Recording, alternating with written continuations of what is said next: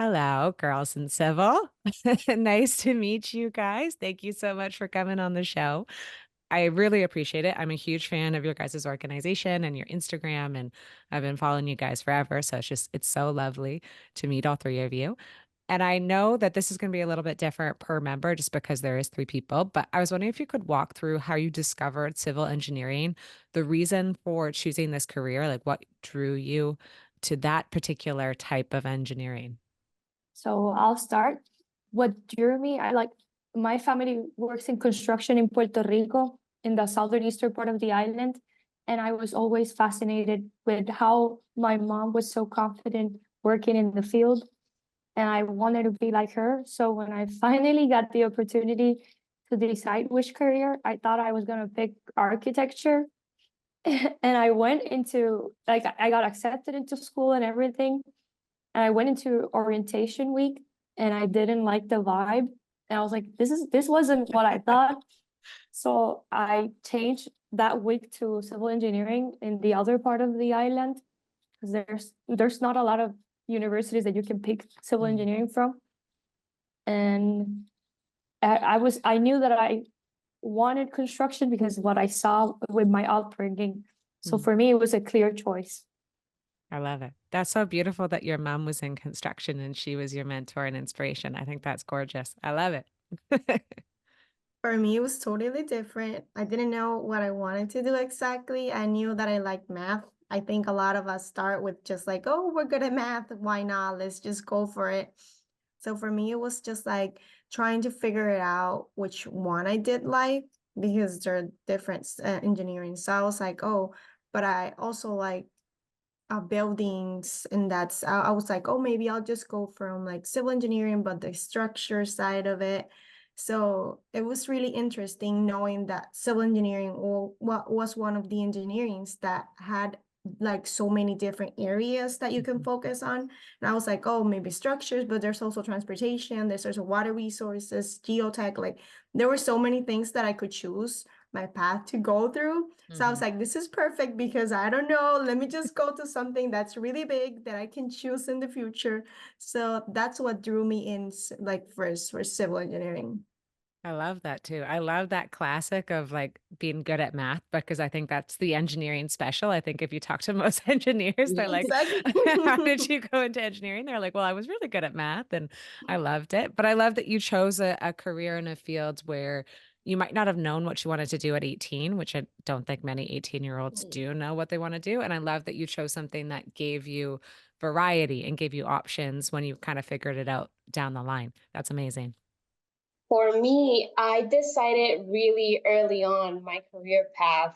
I had to do like a school project about careers, and I saw a picture on a newspaper of a woman with a hard hat, and I was like, "This, I'll do my report on this." And I researched all the different type of engineerings, and I just learned there what was civil engineering, and I was like, at the time as a second grader, I was like, yep, this is a life choice I'm going to make right now. I'm going to be a civil engineer because you should trust all your second graders with life choices like that. So, and since then, I made it my journey to focus on being a civil engineer. And like Gilma said, it's such a broad industry that you can choose whatever niche you want to specialize in. And so far, I have not regretted the decision I made several years back.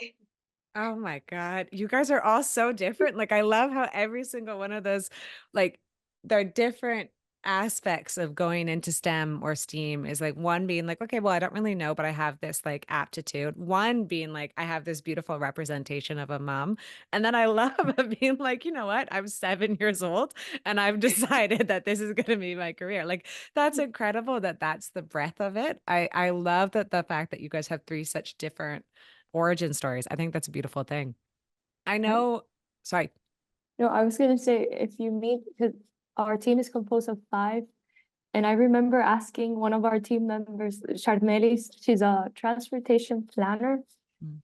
like what got her into it, and she was like, I would walk through our city and I would see how bad everything was, and I wanted to make it better. So like everyone is different.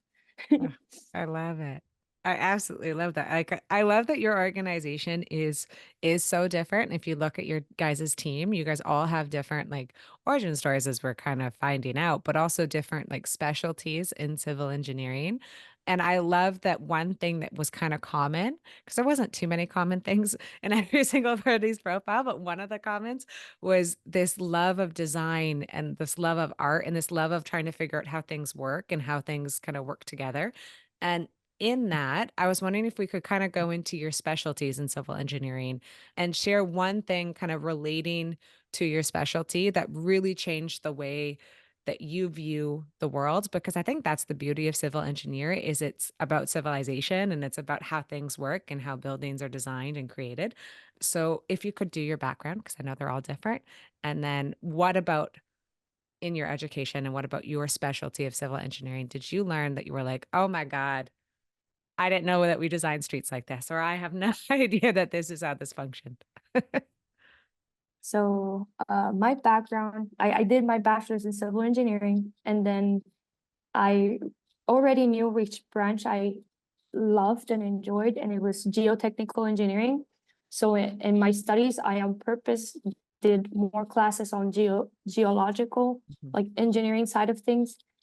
And when now that I'm officially 4 years into a career, I think what I always find surprising is how much soil changes.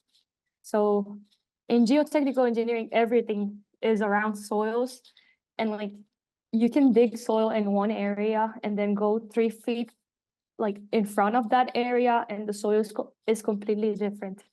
And for me, it's a fascinating, but it's so scary because I always think in Puerto Rico, we have so many landslides Mhm. and so many different other issues that we're not even aware of. And they all happen in similar areas because Puerto Rico is not big at all.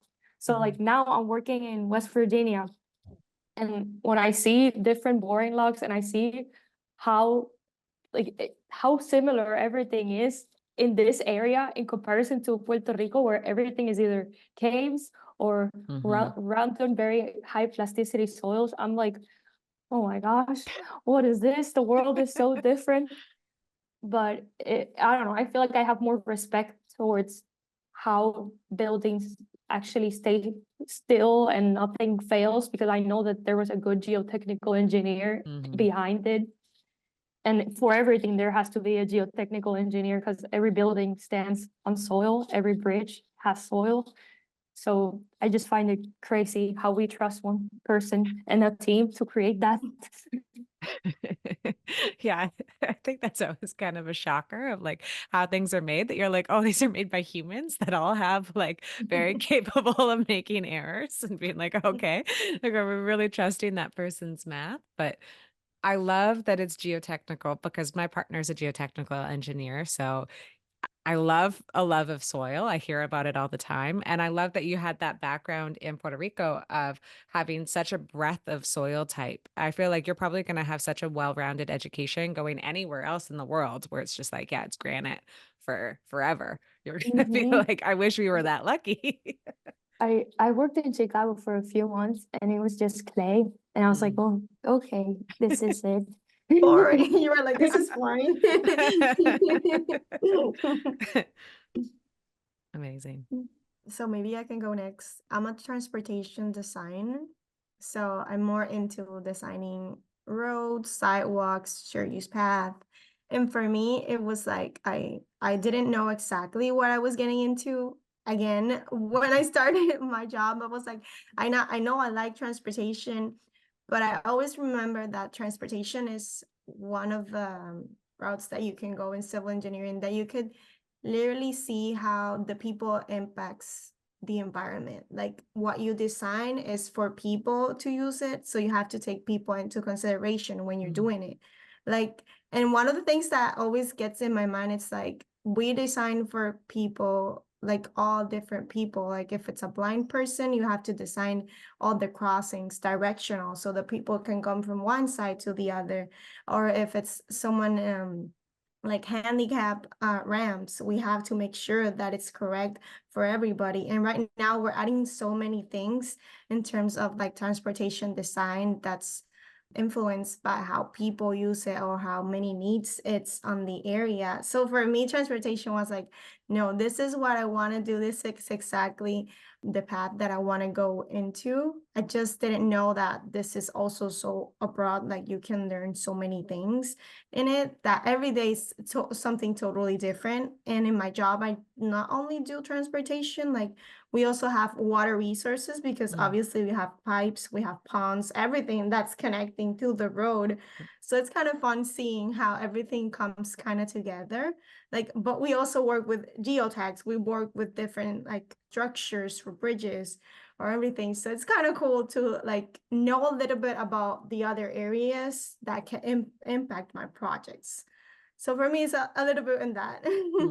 I love that answer. And I love that kind of focus. I think it's so beautiful of being like the people focus and the civilization focus. And you're really designing something for human behavior and to be like, okay, well, we want to make a structure that's accessible for the community that's actually using it. I think that's a wonderful, fantastic thing. And I love that. And I really would love to also pick your brain eventually about e-scooters, because I know that that's also a focus of sustainability within transportation. So I think that's lovely.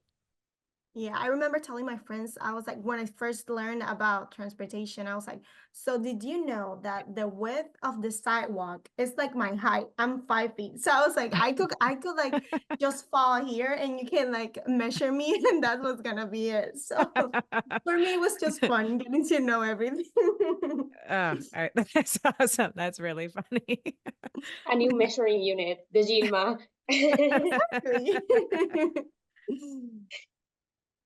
For me, I am a graduate student, so my focus is mostly structural engineering, specifically the analysis part of the structures. So my interaction with structures are mostly based on their analysis after or before natural hazards. So people, Gilma talked about the people interaction of the built environment, and Sofia talked about like the soil interaction of what's already there, but my focus is more of like the unpredictable, what could happen when these natural hazards do occur and how can we prepare for them and make people safe. So I think it comes like a little full circle of like civil interacts with everything in the environment, and being able to see how can we affect the decision process and the decision making for the safety of not just the environment, but also people and like for future generations and future civilizations. I think it's what really drew me and changed my perspective of what civil is and what civil could be and could become in the future. Oh my goodness, Gabriela, that's an amazing answer. And like, as like it's stunning, but it's also so important, especially for an island like Puerto Rico that's also has been hit by so many hurricanes. And I think every single area in the world, but especially small island nations, are going to be hit and have higher repercussions, unfortunately, from climate change than maybe other places that are more continental, just because they are smaller and it's going to be a bigger impact in a smaller place. So I think it's a fantastic thing that you're doing for your community and also for the future safety of other people and for the next generation of being like, it's going to be so topical and so important, unfortunately, with climate change, just as natural hazards increase. So I think what you're doing is just incredible. Do you have, if I can ask, Gabriela, do you have a specific natural hazard that you focus on, or do you do a little bit of everything? Right now I'm doing a little bit of everything. I have dabbled with earthquakes, but now I'm focusing mostly on tornadoes and hurricanes, especially how they affect agricultural structures, which oftentimes are not really, there's no many codes or things that we can go by to design them. So that's been kind of my task, trying to figure it out how if their structures are resilient and how can we help improve them by doing some analysis on them. That's fantastic. Very cool. That's amazing research.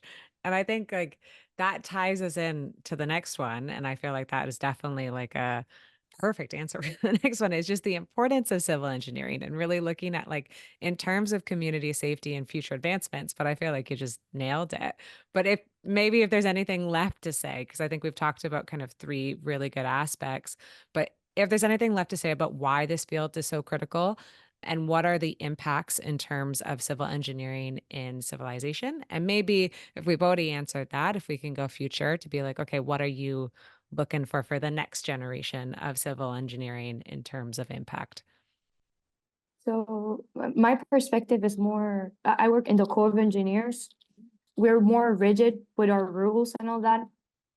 And we mostly focus on flood protection, our district, like making sure that nothing floods and people are safe. And currently we have new projects that we have to build levees from scratch, which is not normal because in United States, everything is either already built or there is a process to make it better and all that. So starting from scratch, like we have a project in Puerto Rico, and being from the area and seeing how the design process works and all that made me realize like civil engineers are helping areas that continuously have problems, and people get used to those problems because, well, we would just live with them. And in Puerto Rico, we do that all the time. Like a hurricane happens and we just fix the house a little bit, make sure that we have food for that week or month that we'll probably be without electricity. And then we continue with our lives. There was a few months that we didn't have electricity, water, or anything. And we were, okay, this is how we live. It was survival mode, but for us, it was normal. So now being in the design aspect, I'm like, okay, that is not normal. We have to fix it. So civil engineers constantly have to be aware of like, okay, these are things that are wrong. Like we have to fix them. We have to make sure communities don't get used to being in that resilient phase. It's good to be resilient, but it's a survival, like there's an in-between between survival, being okay, and then that resilience just like, so like I know that civil engineering helps communities just advance and be safe, not just have good urban planning or good highways and things like that. Like everything at the end is it's surviving and living in a way that's comfortable. Because even like we have roads, but highways, their purpose is to have emergency roads if something happens. So at the end of the day, it's making sure that everybody lives, and if there's an emergency, there's a way to be safe. Oh my goodness. You guys are so cool. Like that's amazing. That's fantastic that you guys are that's your job and that you have that focus. And I love that kind of not call out, but point made of being like people do get used to maybe extreme environments and people get used to being resilient. And I love that call out of being like, okay, well, that's wonderful that communities are resilient and that they can band together and be like, okay, how are we going to deal with a month of no power? But no one should have a month of no power. Like that shouldn't happen in the first place. And there should be a system that you can try mitigate that or switch it around pretty quickly. So I think that's wonderful that that's your goal and that's the importance of your job. That's beautiful. So maybe I would say something extra in terms of like for future generations. Something that I would really say is for us as like future engineers, we really have to take into consideration like what's going on in the world in terms of like what we're talking about, climate change or whatever. Like we're designing for things how there have been in the codes for like a lot of years before, but now we have to take into consideration like what's going on in the world, how that's going to affect the new things that are coming in. Because right now, like a lot of the solutions that we're trying to get into like design projects, like for example, a lot of my projects in roadway design is, oh, let's just add a lane. And I'm like, okay, we can add a lane, but we're getting more into like the design. We're trying to like look into like a small fix, like an immediate fix, instead of like looking at a long-term maybe solution. So that's something that me personally, I would love like in the future to think a little bit more outside the box and not just look into like the smaller things so we can fix it now in terms of like talking about it, what's going to affect in the future. That's very, oh, I could imagine that being so complicated, but I do like that as well of being like, Totally. like, I'm just saying it. Like, yeah, I don't know how to fix it yet, but I'm no, trying that's to okay. put it out there.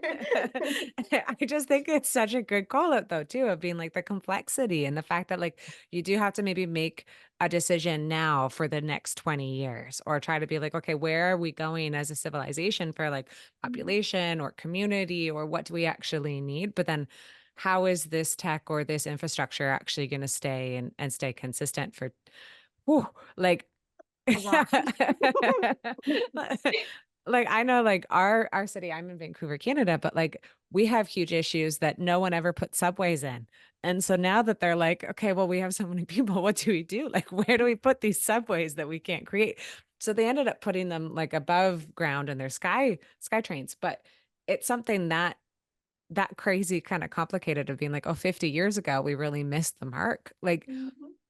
for you and your roadway design, Gilmarie, where do you think, like, what are you really, really excited about that you're like, okay, well, this is where we need to figure out for the future? Are you like, we need to have less lanes, but make them bigger? Are you like, we need more Public walkability? transportation. Okay. I love public transportation and a big advocate for it. One of my goals in the future is like to maybe go back to Puerto Rico and like do more public transportation because Mm, Puerto Rico is like, if you don't have a car, you cannot move. Like public transportation, it's only like in the metropolitan area. mm, So for me, something that would really help is like for us as individuals, like learn about what public transportation mean because a lot of people don't use it because they don't know about it. mm, That's like education is kind of the big thing that we need to show the world about these different aspects because we have given it a little bit more of a, oh, public transportation is for people that don't have money or something. No, mhm, public transportation is for everybody. It's just that's the like the connotation that we're giving it right now. So for me, that's one of the biggest things that we should work on instead of like trying to keep building a little bit more. And I'm not saying like we shouldn't because that would mean I don't have a job, but just in case, like that would be something to look into also, like how many like buses we can fit instead mhm. of like having 20 cars or something. I love it. No, that's fantastic. I love public transportation. As a girl that couldn't drive until I was like 20 something, public transportation, it's my life. I think in terms of like the importance of civil engineering for the future, civil engineering has to be more interdisciplinary because we Mm, interact with a lot of different industry, a lot of different professionals. And one of the main forces that we need to unionize is with policymakers. mm, Engineers need to be in the forefront of creating new laws, of creating change and actual change that could benefit the future. So I think the future of civil engineering needs to be more interdisciplinary and more engaged into the politics and how can through laws we can affect everything that surrounds us. that's fantastic. My goodness, like every single answer. Gabriela, unreal. I was like, I I didn't know about this about them. That this is so cool. I'm learning too. I have one question with that is when we think of like interdisciplinary, what could I maybe drill down into be like, what does that actually look like? Is it just civil engineering, or are you looking at like community? Are you looking at like who are the big change makers, do you think? Obviously, government and policy, but who else should be in that conversation when we're trying to drive this forward? I think communities need to be at the center of these Mm, conversations because the civil engineers, the policymakers, politicians, we all work for the community. mm. So having them as the center and having they tell us their needs and how can we help them should be the only path to take into the future. I like that. Instead of top down, kind of bottom up and like of problem solving and conversation. That's Yeah. fantastic. Oh, very cool. Well, thank you guys. Thank you for diving into civil engineering and kind of talking about your backgrounds and all the amazing thing that you guys are up to. I was wondering if we could switch gears a little bit and talk about your guys' wonderful organization, Girls in Civil. And I was wondering if people are unaware, could you maybe describe the mission, the organization, and then kind of how it came to be? Like, what is the origin story that you're like, this on this day we made Girls in Civil? How did that happen? Okay, so we can start with how did it happen, and then how did we end with our mission and everything. So in 2019, I think it was, I was about to graduate the next year. So I was already going to the job fairs and having a lot of interviews. And in those interviews, a lot of questions were being asked. And there were mostly questions concerning me being a woman in engineering. So like there's an obvious thing that happens in mid-career folks or like women in Puerto Rico, that a lot of them leave the island, or a lot of them start their careers and then mid-career they want to be mothers, or they want to have like their own family, and they sort of have to back away or change to another type of civil engineering, something that's more balanced for their lifestyle. And in Puerto Rico, it's a lot of like civil engineers are mostly, they look more like contracting like positions, not the typical design aspect. So a lot of women tend to change careers because it's difficult to balance. So when I was having different questions come up, and like even questions on like how does parental leave look in that company and things like that, and like the different pay grades and all that, I was like, okay, I need help. So I went to all the professors, because we have plenty of women professors in the university. I went up to them and then I asked them to join in a meeting that I wanted to do with more females if they were willing to go. So I created a flyer, posted the flyer in all the walls that I could find in the university, and then I reserved the biggest conference room that we had, and I was just there with an idea. And then little by little, the conference room was filled, and I think we were like 15 people at the end. And then we just like, I explained to them like, hey, this is my idea. And the idea was Girls in Civil mentorship, like program or something just for us to talk about different topics. And I explained like, I am about to graduate and I've never been talked to about this different things about motherhood and things like that. Because even having my mother works in construction, but she's not a civil engineer. She mostly deals with commercial side of things. So she rents and she has her own companies with heavy equipment and light equipment. So I had her background, but not as an engineer. And there was a lot of discussion. A lot of girls that were studying were also having different things that were happening during their degrees. And then I was just like, okay, let's continue talking. So we kept, like, little by little, I kept recruiting people to the team. I remember Gilmarie, she was with me in a student competition. So I was like, I already know her. And Gilmarie is more empathetic than me. So I was like, she's the perfect partner, because I tend to be very step one, step two, and she's more natural. So I was like, she'll talk to people. Together we can join. And then Gabriela, we already knew her. So we just started joining forces. And then people kept asking us things. And then the pandemic happened. And we were like, okay, we have to formalize, what are we? So that's when the idea of being a nonprofit came by. Then we started learning about what a nonprofit is and all that. And that's where we decided to do a mission and all that. So our official mission is to empower, motivate, inspire people interested in civil engineering and civil works. And then hopefully with that in the future, making civil engineering and construction more attractive to people of any age. But our main focus is minorities and females. And all of us have different things that we've been doing throughout the team. So I'll let them talk, but it's been a very interesting process. Yeah, I would say that I still remember the conversation that I had with Sophia, and she was like talking about maternity leave and everything. I was like, why are you thinking about that right now? And she was like, because you're gonna need it in the future if you want to do this. And I was like, oh my God. So we need to have more talks about topics like this, or even like talks about how does a woman or a minority feel in like spaces, in different spaces? Do you feel comfortable? Do you don't feel comfortable? What can help you grow in different aspects? Or like even the history of like how did we get here? Like how many women went through the same process so you can be here and feel comfortable? So I knew Sophia had a great idea. We just needed to like keep going and growing into the idea. But for me, it also felt like we needed a safe space that we can just talk to people and reach out to us. Like we have so many people that reaches out to us and they're like, oh, what classes, like even what classes should I take?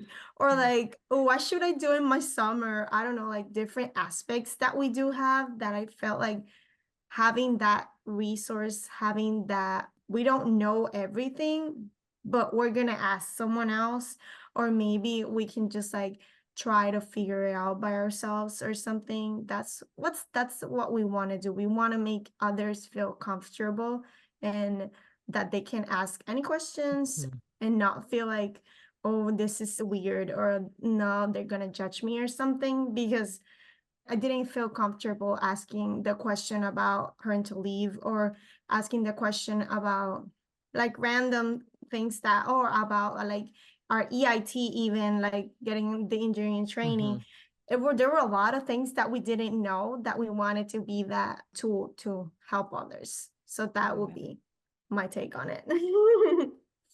It's also been a learning process for all of us, because we do want to provide the help, but for us to provide the help, we need to gain that knowledge first and like do the research and find the resources and all the people that can help us in the future. So I think one of the advantages that came with the pandemic that we have forced us to move our platform completely online was that we were able to reach to more people outside just our island or outside the community or the people that we knew. And we have received messages from people from India, from Australia, from Canada, from London, and all over the world, from Peru, República Dominicana, that really are interested in telling their stories, hearing our stories, and just building community and learning from one another and helping us empower one another. So I think that has been a really gratifying part of this project.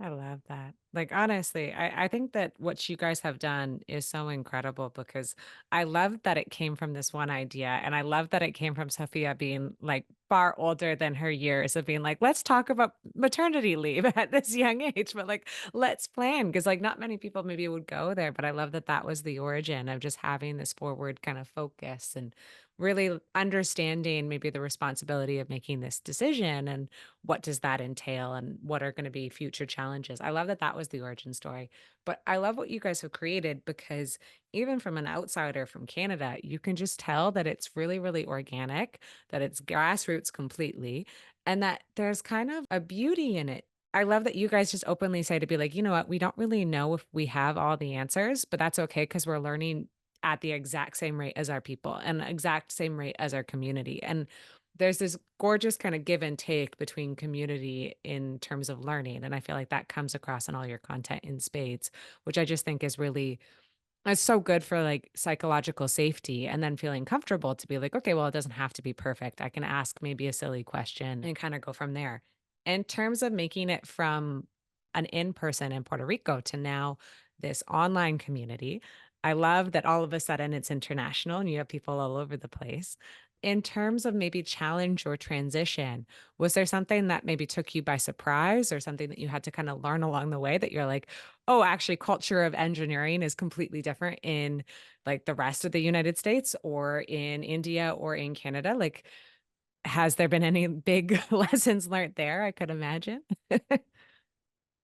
So I think like in this process, all of us, our team, have been learning about the legal aspect of like first having the social media things, but also what to talk about sometimes, because it's a topic that always comes up is mental health in the career. And those topics we've been researching and looking for different people and seeing how we can approach different things. And it's just been, at the beginning, for me, it was very overwhelming but also we understood at the end that it was just a process. Mm. So currently for us, every time somebody writes us and they're from another place, we first like let them know like through the chat very openly, like, hey, how can we help you? And then we've been adding like names. So if I'm the one writing, I write the name so that they know, hey, it's a person. I'll do the research with you. And then there's been people that their degrees are completely different to what we did. So I've been going online, checking their universities, and then seeing how I can help. And then I think our first Instagram live was with somebody from Peru. And the way that they get licensed there is completely different. So we had to learn first and then compare and see which topics we could align. But like, it's a tedious process because it's a lot of research before we actually share anything.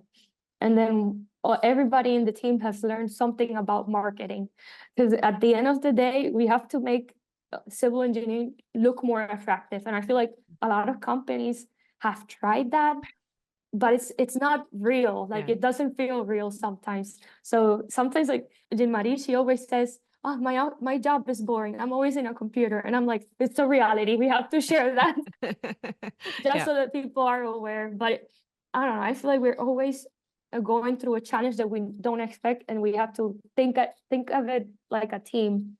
And then we all live in different states or different areas, so we also have different time zones. So that's been another dilemma for us, but we've been learning as we go.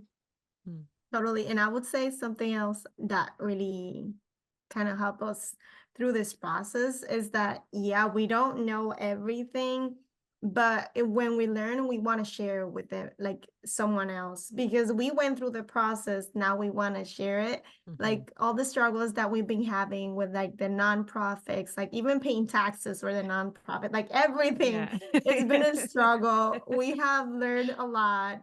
We had to pay, but it's okay. So for us, it's just like learning so many different aspects that not only help us like as a team, but also like us as individuals. Like it helps us also like understand different areas. And something that I would say is that all of us have chosen like one part of the organization that really we like to do. Like I would say I love doing like social media and like recording videos or like everything else, like the store or whatever. So we have been all focusing on in one thing, like specifically. We help each other out in everything, but we have gotten the chance to like to try things out in different aspects. So it's kind of fun just to like, I don't know anything about creating a podcast or creating a store or whatever, but we're just gonna try and wing it and have the space to just try it and see what we could get out of it and if the audience likes it. So for me, it's been a fun like up and down experience.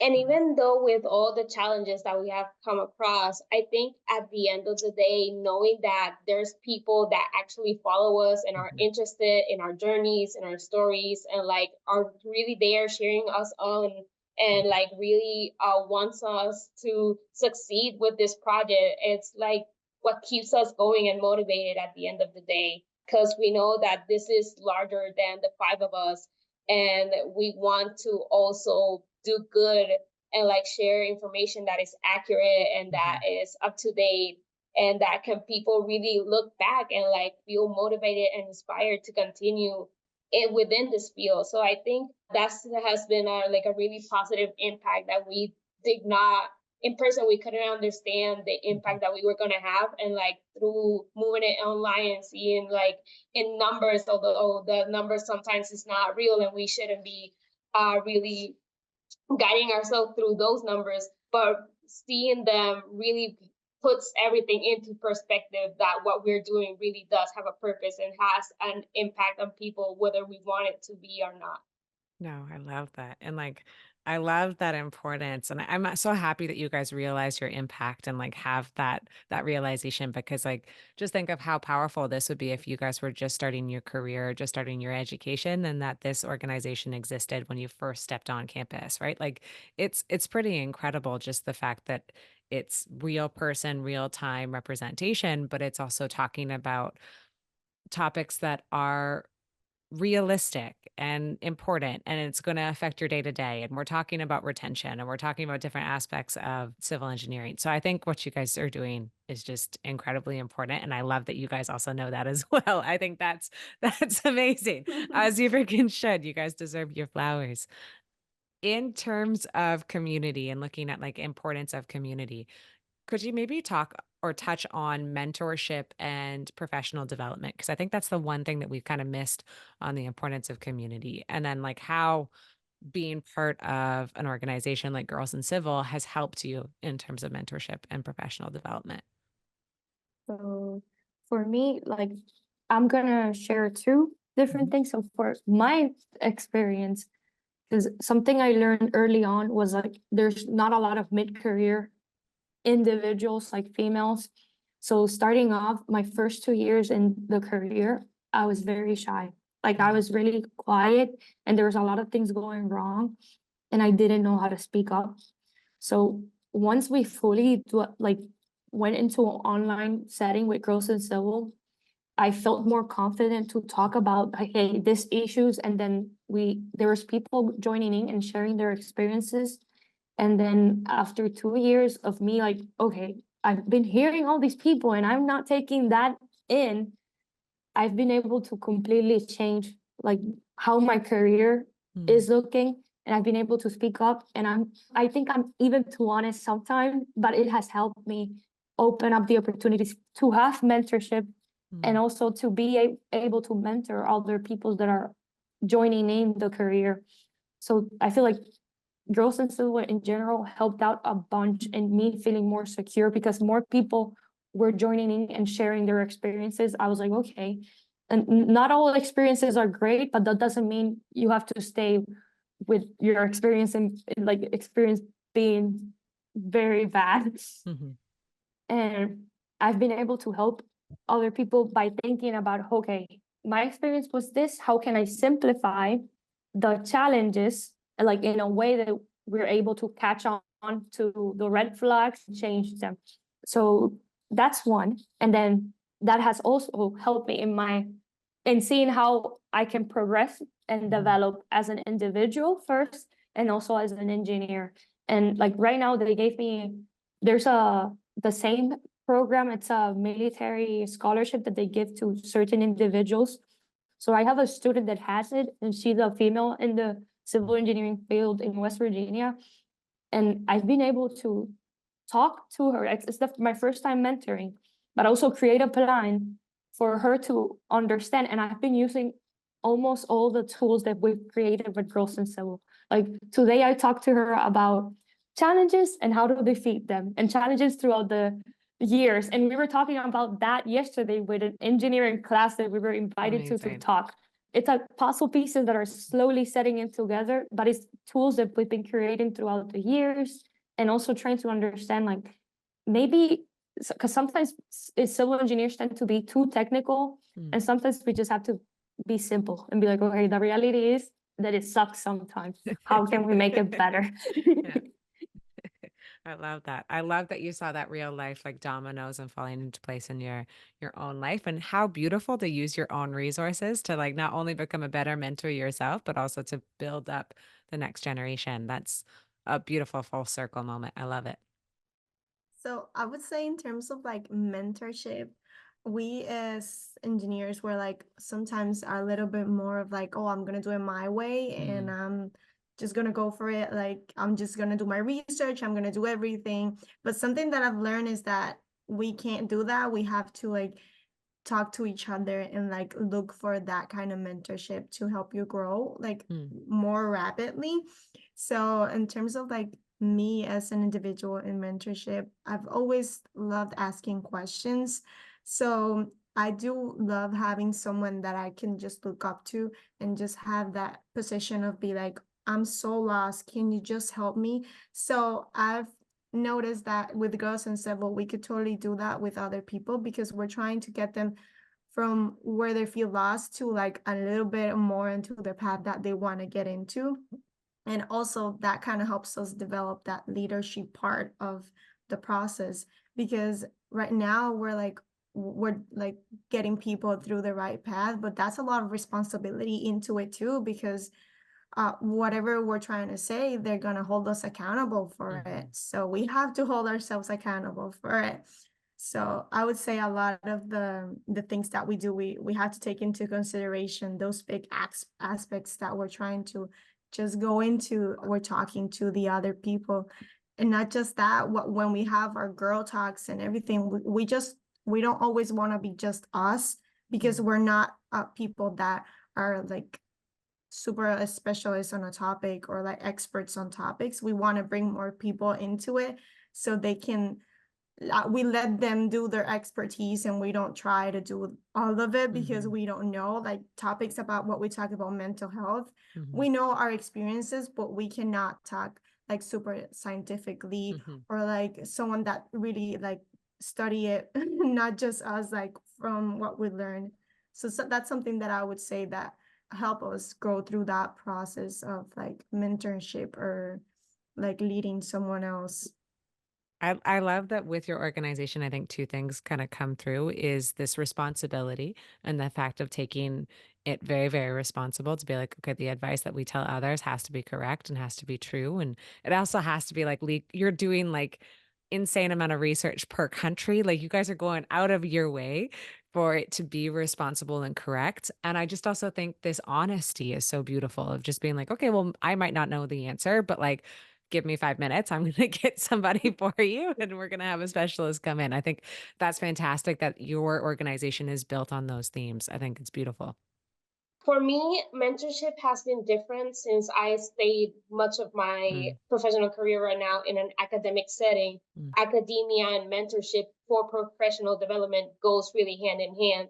So I think what Girls in Civil has helped me is how to become a better mentee and like what tools I can use for my advisor or like the different advisors that I'm going to have throughout my career. Because sometimes when we go and start undergrad, we are assigned a faculty mentor or someone that will help us build our course plan or what we want to focus and what other undergrad experience we want to have. But if I do not recognize what are my needs, what are my wants, and how to properly express them to the person that is trying to help me, then I will probably not, it will not be a fruitful mentor-mentee relationship. So I think it's been really eye-opening to see that not only mentors are important, but also being a good mentee is a key and essential part of everyone's professional development. So I think learning those tools and how to teach them to other person and also apply them myself has been a really, really important part of mentorship and professional development. I love that ad. That's like, yeah, again, gorgeous. Like no notes, 10 out of 10. Like knock it out of the park every single time. Like, and like what humility, like that is a very, very hard, you said it so casually as if it's such an easy thing to learn and to master, but like that does take a lot of time. And it takes also a very special person to have the humility to be like, okay, I don't know everything, especially if you're in like a field like engineering or sciences that is very like particular, being like, no, this is how I do it. So I love that kind of flip side of being like, okay, you have to be a good mentee to be a good mentor. Like there's two kind of push and pull with that. Guys, to wrap it up, this has been like an absolutely lovely, lovely conversation. But to wrap it up, I know that one thing that all three of you have gone through, and I know that a lot of your members go through it as well, is this transition of going from maybe pure education to all of a sudden professional. And if you could maybe touch on that experience for you, and maybe if it was challenging, if you liked it, and then any advice or like how to get through that kind of awkward transition, because I do think it's a little bit awkward making that big old jump. For me, I already touched a little bit in the beginning, but my first 2 years moving from Puerto Rico to the United States, it was horrible. I didn't know anything about the area I was moving into because it was the pandemic. So I took this career because it was geotechnical, like this position. But if I could go back, I would first research like everything because currently I'm in West Virginia and culturally it's very different to what Puerto Rico is like. But also, I would have researched different leadership styles and which style was the most that would fit in with my learning style. Because my supervisor at the time wasn't really aware of things. He was more like a laid back supervisor. So if you wanted to learn something, that was on you. And that was perfect for a lot of people, but I'm not from the area. It was my first job. So there's a lot of things that I was trying to understand. And what I did to like fully feel like I had control was that I quit, moved to Chicago, which was more like a city. I had more opportunities. Growth was a lot quicker. And then I experienced a lot of things there. I learned a bunch. And then they changed supervisors in the original job that I took at the beginning. And she called me and she was like, I'm looking for engineers. Do you want to come back? And I was like, oh, this is gonna be crazy because West Virginia again. But at the end, her leadership style is very empathetic and she plans ahead and she meets with you, talks to you. If you know what you want, she makes sure to get a plan organized for you to learn the different things slowly or quickly, depending on what you like. And that has worked for me. So if you're starting your career in civil engineering and you're not sure if that's what you like, I would recommend to at least apply for jobs or companies that you know that they're going to be good in guiding you in those early career stages because they're very awkward and uncomfortable. That's fantastic advice. And I love that like personalization of being like, and also again, knowing yourself to be like, this is what I need from a boss. And like, I couldn't imagine how difficult that would be of like a culture change and a new job and like transition on transition on transition. Like that's a lot. I'm so sorry. So something that I would go into that transition for me, it wasn't horrible, Sophia's. I did enjoy it in terms of like I was moving from Puerto Rico to Virginia and it's close to DC. So I was like, oh, this is gonna be a great lifestyle, like kind of thing. But it was difficult in terms of, okay, so I feel like I don't know anything when I'm going through the first position that I'm going into. So something that I would recommend is going in, be in that mindful like mindset that you're not gonna know anything. Like you're gonna know the basics of the job and everything. Like I knew what a road was, what a sidewalk was. I knew those things or like some of the basic stuff, but they're gonna show you and if they not, that's not the place that you want to be. So at least you can know that that's the place that you want to grow as an individual and also as a professional. You want to see where that place makes you want to learn more and do more. So that transition was interesting, but it also felt like a lot of progress as me as a professional and humility just to be like, okay, I don't know anything because you go out of school and you're like, oh, I'm an engineer. I'm so good like at everything. Psych, no, that's not the place. That's not how you want to do. So that's what I would say in terms of like just try to absorb everything that you can and know what works for you and what doesn't, because I know there are a lot of things that don't work for me in the first few years. So in terms of like, you want to focus on learning and getting to know everything, like the projects, or even you want to get to know how you want a boss to be with you, as Sophia mentioned. You want to take a look at everything that you can, and it can feel overwhelming, but it's gonna be okay. A lot of people are in the same boat as you, and you're not alone in this process. Just trying to make it fun and learn anything that you can. I love it. No, that's fantastic. And like, what wonderful advice too of looking at it holistically, but also having this growth and it being like, okay, being open to learning. That's wonderful. For me, the transition from student to professional, it's a little awkward because I still feel like I am transitioning. I'm like in that buffer space in graduate school where am I a student? Yes. Am I a professional? Also, Yes. yes, question mark. So it's have been a process and a journey to like really come to terms with myself of like, I am a student, but I also am a professional. I have my certifications, I have my degrees. And although my work might not be as traditional or as what you would think a civil engineer does in terms of like designing or like being out of the field, it still is civil engineering work. It still is important. And eventually it would help other civil engineers in the design and in the field.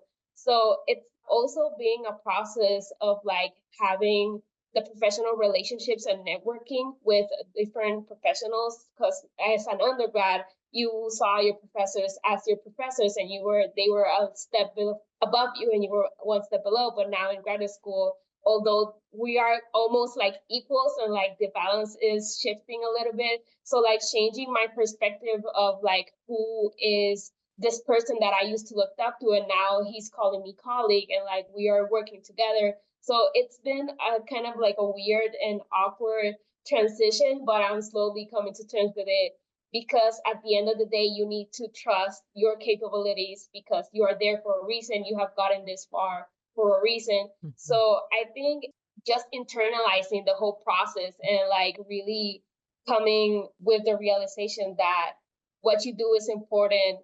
You are there because you belong, and like everyone should know that you belong there, and everyone should be able to hear your voice and your opinions and your ideas because you know what you are doing essentially. So yeah, I'm still transitioning. When after I graduate, I'll probably go through another transition phase of like coming out of graduate school into the industry that I decide to go into.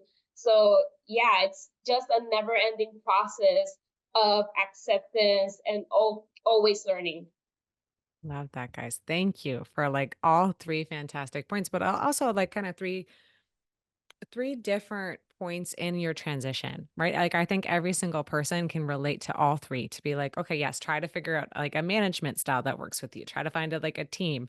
Try to get some humility to be like, okay, you're not this like big boss engineer when you graduate, and be like, okay, maybe I only know really what a road is, and growth from there. And then I love that call out, Gabriela, of being like in grad school and that idea of all of a sudden maybe people that you looked up to, because I think that happens in a professional setting as well. All of a sudden they're a colleague and they're a friend, and that relationship of like mentee mentor, and then that confidence of being like, okay, well, you know what, like I deserve to be here and my ideas are just as valid. I think that's fantastic advice, all three.